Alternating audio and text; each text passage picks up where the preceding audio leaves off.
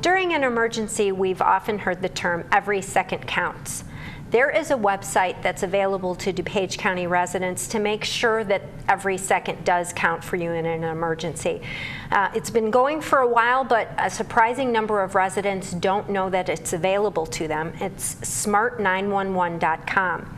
I'm here today with Jeff Pluta from the Addison Fire Protection District, here to tell us a little bit about why the information is important to the first responders and why you should make that available to them before an emergency strikes your home.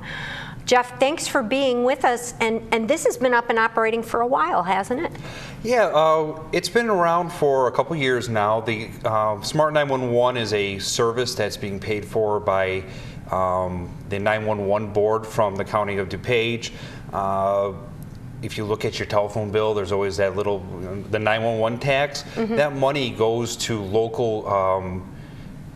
local board that then uses that money to help enhance emergency response for the county.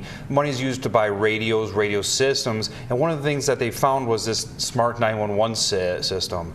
And like you said, every second in an emergency counts. Mm-hmm. What the system does is, when you dial 911, there's a certain amount of information that shows up on the dispatcher screen. It says a name, an address, some very basic information. The idea behind Smart 911 is we're going to take that information and expand on it. And there's a lot of things that we can get off of your 911 call with Smart 911 that we otherwise would not get. It's very easy to log into. It's a secure website. That's some of the main questions we get is, I'm not good with computers. I don't think I can set this up. We're going to go through it today. I'm actually going to have set up an account using my name, the telephone number. I'm going to show you just how easy it is.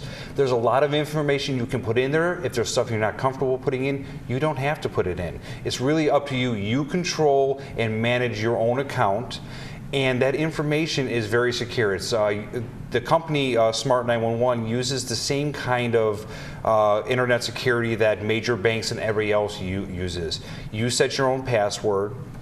And realistically, the only way anybody aside from you can see that information is when you dial 911. That's a good point to bring up, you know, because we'll go through it, but you're giving things like telephone numbers, addresses, your work address. And I was going to ask you, how secure is that information? Is that available to a police officer or a fire dispatcher at any time? So you're saying just during an emergency? Yeah, realistically, just during an emergency, that is the only time we can see it. There are some places that can use other information. You have to opt into that. I cannot, even as a firefighter, just say, hey, I wonder what, you know, such and such address, what their information is. I cannot pull it up. The dispatcher sitting at the dispatch center can't just pull up whatever they want. Mm-hmm. That information is not available until you dial 911. At that time, the dispatcher, it's immediately available to them and gives them a host of information that the firefighters, the police officers can use to try to help you that much quicker. Mm-hmm. And I'm sure this information is even more valuable now because more and more people don't even have landlines. So when they call 911, you're not even getting something like their address anymore. Right, that is a great point. If you dial from your house, your address shows up and it gives a name, and that's about it, but it's still a lot of information. It's really important, you know, if the person who's calling is confused and they can't remember their address, or maybe they're just barely able to talk, that information is great. A lot of people have gotten away with their home phones, or they're so used to using their cell phones, they dial 911 from their cell phone. All that comes up then a lot of times is just maybe your name, if not your cell phone carrier's name and the phone number, and it may also give latitude and longitude. If you know what that is on a map, it just gives you a cross section. Well, that has to be looked up. Right. And it's not entirely accurate. That's giving you kind of a vicinity, right? Whereas with Smart 911, I'll show you in a little bit, you can go in and you can put down your home address, your work address, any other addresses you're at a lot. So if you happen to pick up the phone and you're having a tough time and you don't have a lot of time to talk, I can pick up the phone, dial 911 on my cell phone. It'll show up, give the dispatcher my name, and if I say I'm at work, they'll go, oh, this is the address that he listed as being his work address. It doesn't even have to be in Addison. I live in Addison, I work in Naperville. I pick up the phone, I dial 911, I say I'm at work. That dispatcher will see, oh, work is such and such address in Naperville. That's great. Well, let's start this process, Jeff, and set up an account here so that people can see a little bit about the information that they can put in, and we'll talk about why it's important to you from the first responder area. So we'll start with, in order to set up an account, here are the two things you need. You need a computer that has internet access, and you do need a email address, and we'll discuss that why you need that. But those are the two things you need. If you don't have them at your house, if you have family or friends, maybe they'd be able to help set it up. The email address does have to be monitored, only because every 6 months you have to go in, log in, just to make sure that the information stays up to date. And they send you reminders about that. Absolutely. As well. Every 6 months you'll get an email from the company saying log in, and really what we want you to do is check your information real quick if anything has changed. Any medications you're taking are different. Somebody moved in, somebody moved out. It's kind of a reminder to say, hey, now is the time to update that. Okay. So we go onto our computer, we put in smart911.com. First thing I'm going to point out is probably a little hard to see on your screen, but it starts with an HTTPS. For those of you who know stuff about computer, that means this is a secure link. It cannot be pirated on the internet, okay? Okay. Comes up to this main screen. There's a couple things we can do. If you're already a member, you can sign into your account. Today we're going to assume that we are signing in for our first time. Right now in this area, Smart 911 is available in DuPage County. If you have family or friends in Cook County or some other counties, it's not available yet. We hope to spread it, you know. But DuPage right now is the only one that has it. So I click on Create a Safety Profile. This screen comes up. It's going to ask me for some very basic information, and basically I'm setting up my my account and setting up my password. So for name, I'm just going to put my name in. I'm going to tab down. Now I'm going to put my last name in. I'm going to put in my email. And again, you do need a valid email address to sign up for this. They have you confirm it just to make sure you put the right email in. You're going to get to be able to select a user ID. I'll just use my name. And then I'm going to pick a password. You'll see there are some requirements on the side here of how secure the password is. I'm going to go ahead and just put in a password. And as I meet the requirements, you see a little check mark shows up. You have to have all the check marks show up for it to become a valid password. And then they're going to have me confirm that. All right, so all my check marks are there. It's valid, and it's going to ask me a security question. This is just in case I forget my password or they need to check that I am who I say I am. They're going to ask you a question that only you're going to know the answer. So I'm going to choose what is your favorite toy, and of course my answer is fire truck. Who would have guessed? Group code, that's not really going to apply.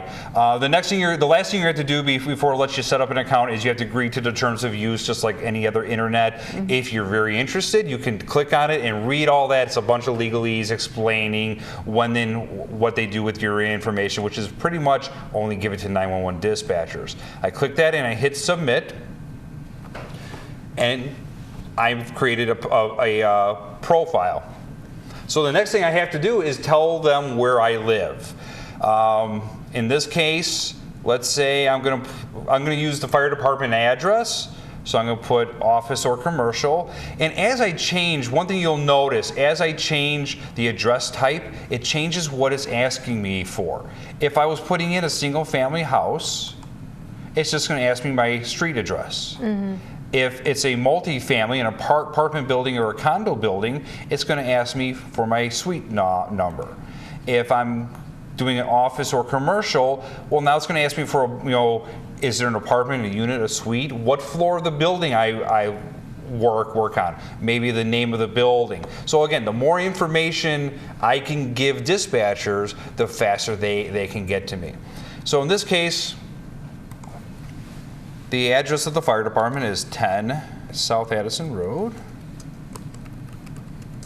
And if you think about it, this is information that you would end up having to ask the person if it wasn't already. So this is already just saving time in case of an emergency. Like you said, to say I'm at work rather than, well, I work in this office building and I'm on the 6th floor and that kind of thing. Right.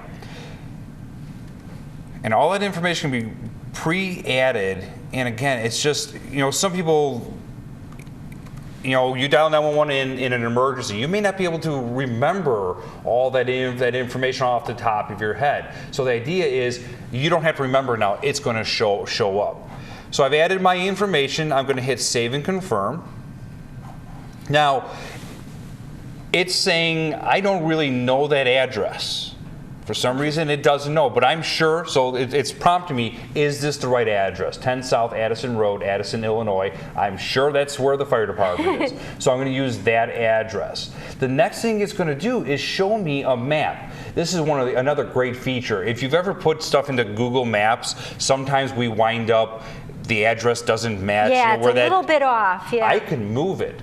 If I said, wait, it always shows it in the wrong spot. This is where the fire department actually is. I can move it to right there. So now when I call, I am sure that map is going to show the right spot. That's great. Okay. Now I'm going to save and continue. All right. Now, again, some people want to add all this information. Some people are like, I don't necessarily want to do all this. This is up to you. It's going to ask for some details about the address. What color is it? In the middle of the night, it's dark. The more information I can have, the faster I can get to your house. So if I can tell the firefighters that it's an off-white building, or it's a gray house or a purple house, the more information I give, the faster I can find it. When I was setting mine up, I thought the same thing, because we are literally the only yellow house on my block. When I give people directions, that's exactly what I tell people. Look for the only yellow house. That's got to make it easier for you guys. Like you said, what if you're coming in the middle of the night? Absolutely. Floor or story information, if it has more than one floor or one story, it'll ask me information about that. So I work in if I live in a 6-story building, I can tell them how many floors it is. Again, there might be 5 apartment buildings there. Only one of them 6 stories tall. It's the tallest. It just gives me more clues to get to your house that much faster. If there's any type of entry information, this is where, if you have a code to get into your house, a condo or something like that. Some people, to get into their garage.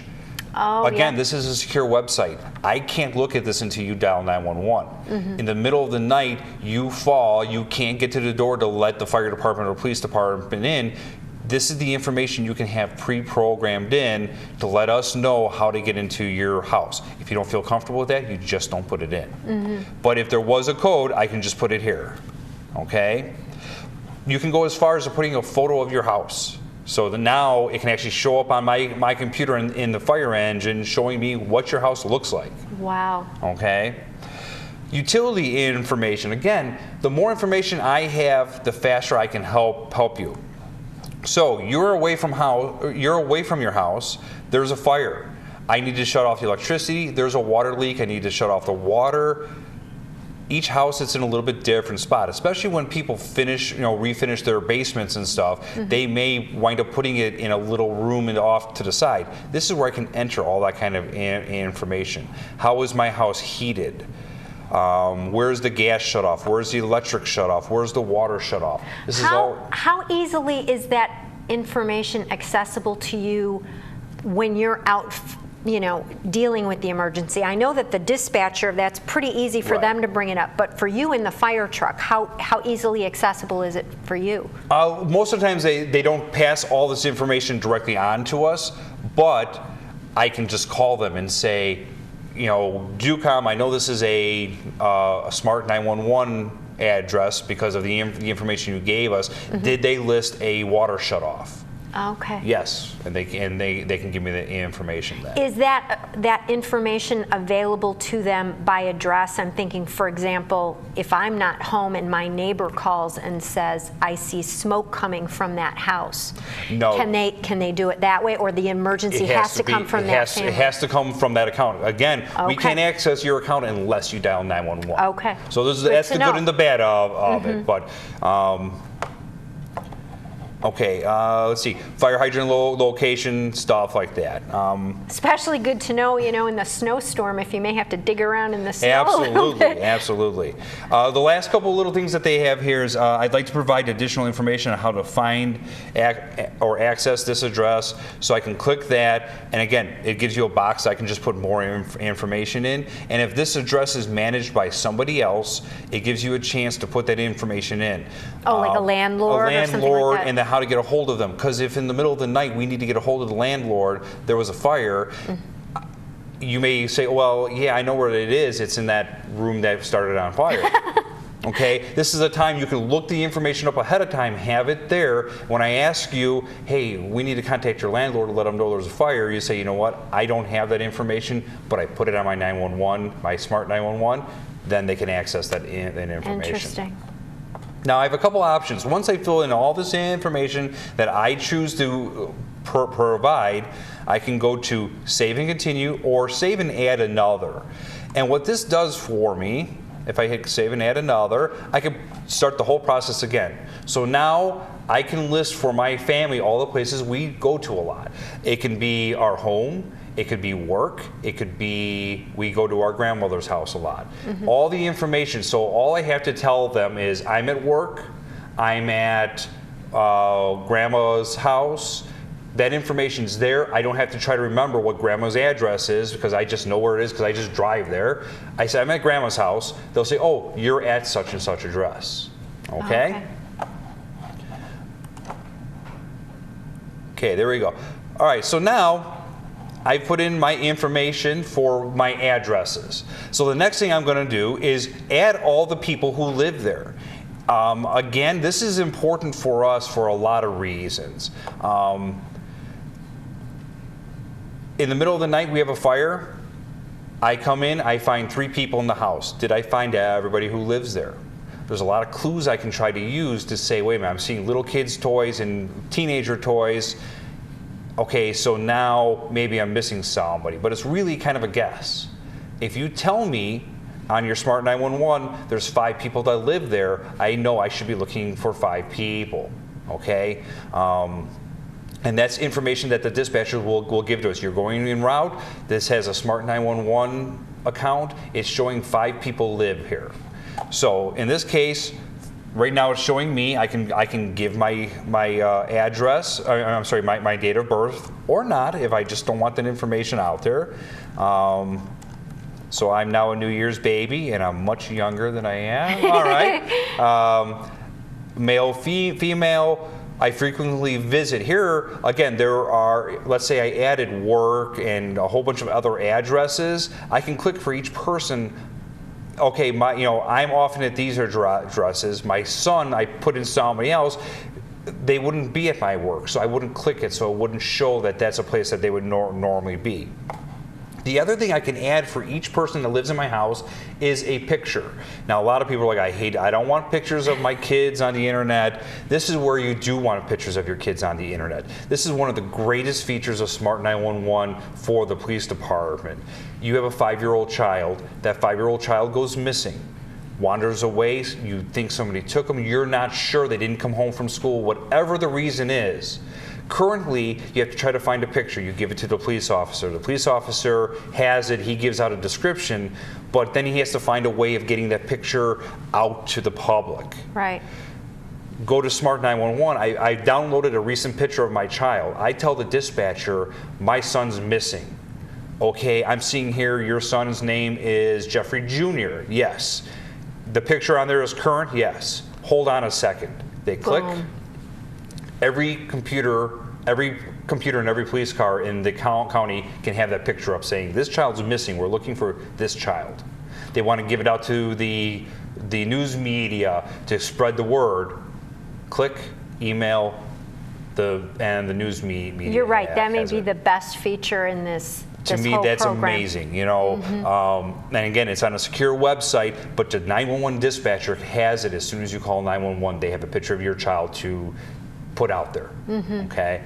And again, the way you would do it is you would hit browse, find the picture.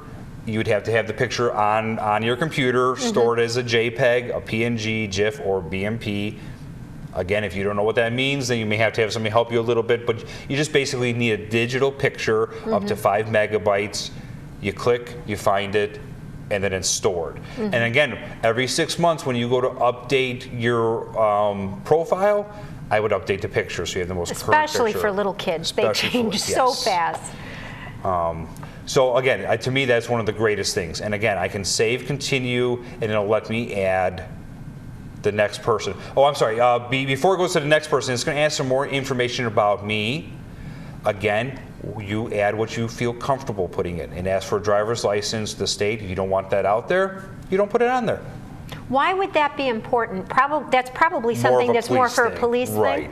And again, that way they can access, if somebody's missing, they can pull up their driver's license information, have all that information available. That's definitely more of a police thing, but again, it's there to help them. You don't feel comfortable putting that on there, you don't put it on there. Some of the other things they ask for is you can put that this person has difficulty communicating in English, so that right away the dispatcher will know that they're dealing with somebody who may not, may have English as a second language, or may have other speech impediments that, or for some reason they cannot communicate as clearly. Next thing you come to is a PIN. What this does is the operator, if you put this in here, when the operator is talking to you and they want to confirm that you are who you say you are, you can have a 4-digit PIN. Or however you want to set up some kind of password or PIN number, so that somebody can't steal your phone, dial 911 and say, I'm this person. It's an added layer of security if you're more comfortable with that. Okay. Then it's going to ask for physical information: hair color, eye color, weight, height, any other birthmarks, tattoos, anything that can help a physical information. Again, this could be helpful. You dial 911 from your cell phone, you're having a problem, you're having trouble talking. They put it out, we try to find you. Well, now the dispatcher can say, hey, this was called in by Jeff Pluta. We're showing him as being 6'2", 200 pounds, brown hair, brown eyes. So now they have an idea of what they're looking for, or who they're looking for. You can also put in your blood type. So again, in an emergency, you're unable to tell the emergency crews what your blood type is. I can put in what my blood type is. The next part has a whole list of medical information that you can pre-put in for us to know. So again, we get on scene, you call 911, you're not able to communicate, but you went in here and for other medical information, oh wait, hold on. Let me find the right one. You have diabetes. You clicked on the diabetes mark. So I come in, you're not making any sense, I can't get anything out of you. You know right away, it's probably a blood sugar Yeah, thing. they say, hey, this person has Smart 911. They list the following things as their medical conditions. Diabetes. Oh, let me check the blood sugar rate right now. And again, these are all things that eventually you guys would figure out, but why make you go through that detective eventually work? May be too late. Or again, we may wind up doing a lot of tests or a lot of stuff that we didn't need to do, where if we knew right away you had diabetes, well, that keys us in to check that first. You know, again, yes, we check everybody's blood sugar, but depending on if we know the person's diabetic or not is when we may get to that. So again, it's going to tell us this person's diabetic, they're not acting right, let's go ahead and check their blood sugar right now. Right. And this medical info section really stood out to me. I mean, allergies. You don't want to accidentally give somebody the wrong information. There's a section on types of disabilities and things like that. I have a daughter who's blind. If someone's coming in the middle of the night because there's a fire, I want them to know that she may not be able to make her way out on her own. Right, and you know, they won't see you. If somebody's deaf, us walking into the house saying, hey, is anybody here? Exactly. Well, they're not going to be able to hear it, but now I know there's a deaf person that lives in the house. Important information. There's an autistic person in the house. We have to deal with them differently because our loud noises, they may not react the same way as we would expect somebody else. Again, it's all information that we need to know, or if we know, we can better help you. Exactly. Okay, so I put in my information. I can save and continue, or I can hit save and add another. And again, I can do this now for everybody that lives in my house. And would you recommend it for someone that just simply spends a lot of time at your house? Say your mom, you know, is there all day long with your kids. That's important information as well. Because a lot of times too, you know, if somebody stays with you on occasion, your mother-in-law, because your father-in-law travels and your mother-in-law can't stay alone for medical reasons. Important to know. You can add them in on your profile and then put the notes that they stay with us sometimes. But again, that way we know now we get called for a medical call there, we have that information ahead of time. We get called for a fire, we know that, hey, 5 people live here, a 6th person visits a lot. So we'll, you know, go ahead and try to figure out then. Again, it's just more information that we have. Right. Under our section, 2 of our daughters are away at school for a lot of the year. I don't want them hunting for someone who's not even there. So again, as much information as you have or can have before you even go in. Absolutely. And again, you know, with kids coming back from college, okay, well they don't live in their room anymore. We converted the basement. You can put where people live in the house. You know, we have 3 people upstairs and 1 that lives in the basement. Now, fire department gets on scene, we know right away, hey, we're gonna send guys up, we're also gonna send guys down. Right. Because there's people that live on all those levels. Is that something we would check the entire house? Absolutely. But knowing ahead of time, we know right away to go ahead and check that as a priority. Okay. So now we've added, again, I'd add my entire family. The next thing I would do is add my phone number, okay? And then I tell them what type of phone number this is. If it's a mobile phone, it's going to text you or call you. I'm going to tell it what to do because one of the nice things about this is, you know, people could mess with you. You would think, hey, I'm going to set up their account for them and put all kinds of weird information in. No, it confirms it. It actually calls the phone number that is registered, and you have to tell it, yes, this is all true. So nobody can add information for you. If you ever get a call saying this is Smart 911 and you didn't create the account, say no. For cell phones, it will either call your cell phone or it can text your phone, and you have to confirm it, okay? It keeps you from making a mistake, too. I know there are devious people who might try that, but also sometimes when you're typing, you just make a mistake. You certainly don't want the wrong number registered under your name. Correct. And then again, I tell this phone is usually at this address. And it's normally used by, I can click me, okay? So you can register certain numbers to certain family members, their corresponding mobile phone number, that kind of thing? Yes, and that's the nice thing is you can add as many phones as you want. You can add your work phone, cell phones. Let's say everybody in the house has a cell phone. You can add all those cell phones and then say this phone number is generally Jeff Pluta's. This one's generally Mrs. Jeff Pluta's. This one's normally Jeff Jr.'s phone. So that when that phone number comes up, it will say this is associated with this account and normally this is who it is. Now, I happen to have grabbed my son's phone for the day. All my information is still there. I can say, no, I know this is my son's phone. I'm borrowing it for the day I broke mine. They can still access all the same information. Okay? So as you see here now, it's saying it will confirm the number. It's going to place a call. It's going to have an automated thing. You press 1 and it confirms it. I'm not going to do it right now because that is the fire station's number. We'll have it scheduled for tomorrow.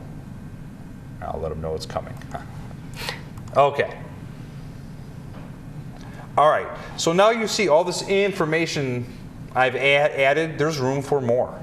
I can add more addresses. I can add more phone numbers. I can add animals. Now, why is that important for you to know? Is it just a matter of safety? You don't want to... It's a little bit of both. It lets me know that a dog is in the house. Now, I go to click dog, okay, pet or livestock. I can leave a photo. It lets me know that there's a pet in the house.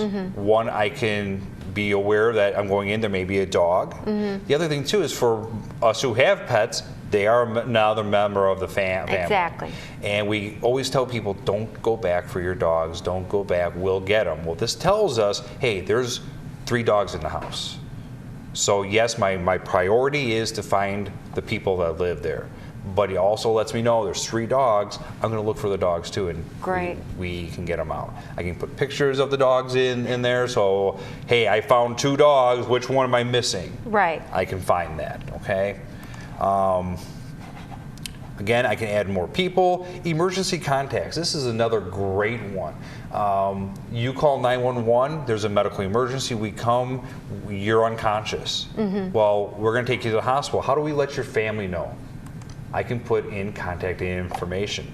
I can put their name, address, email addresses, and tell them, this is my dad, this is my mom, this is my son, here's their numbers. I can put all the information I want so that if in an emergency I'm unable to give this information, the information will be available. And again, that's great. You're unconscious, we can call your family now and let them know we've taken them to the hospital. Let's see, what else do we have? Vehicles. This is another one that people ask, well, why do you need to know about my vehicle? The nice thing about this is you're in the parking lot of the Walmart. You call 911 saying, I can't breathe, and then you're not able to talk anymore. All we know is that you're in the parking lot of Walmart. I don't know what car you have unless you add that That's a good information. point. So now they'll say, hey, we got a call. They're in the parking lot of the Walmart. We list their cars as either a Ford Explorer, a 2012 black, here's the license plate number, or the Mercedes-Benz, or your Rolls-Royce, whatever you happen to have. You can add all of your vehicles and say, these are the vehicles you're looking for. Okay. Is that helpful to you at a residence as well? If you get a call that there's a fire, but there's only 1 car in the driveway and you see, well, there's ordinarily 3, that probably sort of helps you as how many people you're looking for. That is a great point. If you list 3 cars as being at your address and we pull up and all 3 cars are there, we're going to assume everybody's there. But you list 3 cars and 1's there and we only find 2 people, but there's supposed to be 5, we'll go, okay, well, now we know that makes sense at least a little bit, okay? It does help us out, yes. Okay, so those are all the different things that I can put in there, okay? And again, if things change, I can always go in, I'm single right now, wait, I just got married, I can add my wife. And that's wonderful that they do those reminders because, like you said, kids change quickly, but you may forget, I changed my job a couple months ago and that address is different, or we bought a new car or whatever. Just that reminder to go in and just kind of look down the information. Absolutely. You know what? The doctor put me on another medication, or in the meantime, I found out that I have diabetes, or that I'm allergic to a certain drug. I took it for the first time. It's kind of a reminder every 6 months to make sure your information is correct. One of the problems we have for people who remember, they used to give out those stickers that would show where kids were in. They put in their bedroom window. They called them the tot finder. We don't use those, and we actually we don't like them. And people are like, well, it was a great program. It was a great program as long as people kept it up to date. But people would put it in the window and the kid would go away to college, or they would change bedrooms, or they'd sell the house. Oh. And there was no way of knowing, is that information still correct? So we just had to assume they were not right. Which defeats the purpose of doing it at all. Of having that. So the nice thing about Smart 911, we assume it's correct because within the past 6 months, it's been checked. So if someone ignores that email, does it shut down the account after a certain period of time? Yes. It gives you a couple warnings first. It says, hey, it's time to renew, or it's time to update your profile. And again, really all you have to do is log in. If you log in, don't change a thing, it's fine. Okay, but every 6 months it makes you at least log in. And if you don't, then it just shuts the account down because we can't trust the information then. Right, right. And I'm not sure if we mentioned it, probably the most important part of this is all free. Absolutely. It isn't costing anyone anything other than a few minutes to log on and provide this information. Right. This money is all being provided by the ETSB board. Again, that's the board that gets that money that's on your phone bill, the 911 surcharge. That money goes to them. They looked at this and said, hey, this isn't a service we feel is worthwhile to provide to the residents of DuPage County. They pay for it. The people who use it are never required to pay. The only people that the money all comes from the dispatch centers. They have to pay a fee to activate this for their area. Anybody in DuPage County can use it. One of the other really cool things about this is I register my cell phone. I go to another town, and that town has Smart 911. I dial 911, my information shows up. That's a great point. Obviously, the home address isn't going to be, it's not going to help them out, but the emergency contacts, medical information, all that stuff goes with me. Right. So again, if I know, like Atlanta, Georgia has it. If I'm driving through Atlanta, I get into a car accident, I dial 911, that information's there. That's great. Well, thank you so much for being with us, Jeff. We've been talking about Smart 911. All residents should register for this and keep their information up to date, whether you still have a landline at home or especially if you don't anymore and you're relying on wireless technology. It's really important for those first responders to have as much information as they can when they come to help you. Thanks for joining us. This is Dory Croggy for Addison Community Television.